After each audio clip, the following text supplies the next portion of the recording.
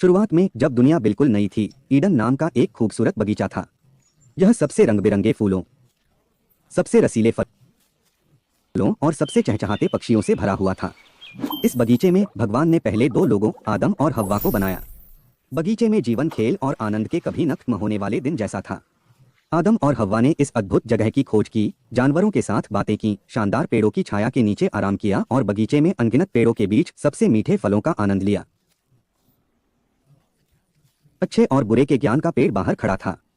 परमेश्वर ने आदम और हव्वा को केवल एक ही नियम दिया था, इस पेड़ का फल मत खाओ। लेकिन जिज्ञासा एक शक्तिशाली चीज है।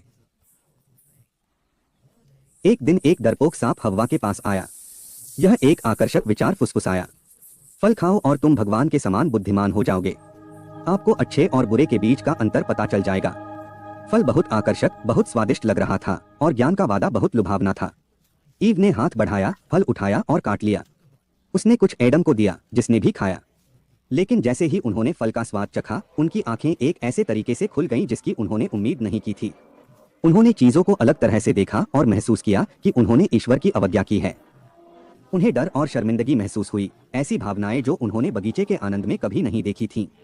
जब परमेश्वर को पता चला कि उन्होंने क्या किया है, तो वह उनकी अवज्ञा से बहुत दुखी हुआ। परिणाम स्पष्ट था, वे अब अदन में नहीं रह सकते थे। गार्डन छोड़ना कठिन था। अदन के द्वार उनके पीछे बंद हो गए और पहली बार उन्हें जीवन की कठोरता का दंश महसूस हुआ। ईडन के बाहर दुनिया उबड़-खाबड़ और जंगली थी। आदम और हव्वा को शुरू से ही सब कुछ सीखना पड़ा, भोजन कैसे उगाना है, आश्रय कैसे बनाना है और तत्वों से कैसे बचना है। जीवन अब आनंददायक खोजों की श्रृंखला नहीं, बल्कि अस्तित्व के लिए संघर्ष था। इस नई दुनिया में उन्होंने जीवन के पूर्ण स्पेक्ट्रम, खुशी और दुख, सफलता और विफलता, जन्म और मृत्यु का अनुभव किया। वे माता पिता बन गए, ऐसे बच्चों का पालन पोषण करना जिनका आगे चलकर पूरे देश में अपना परिवार फैलेगा। अपनी यात्रा के माध्यम से एडम और ईव ने अपनी ताकत और लचीलेपन की खोज की।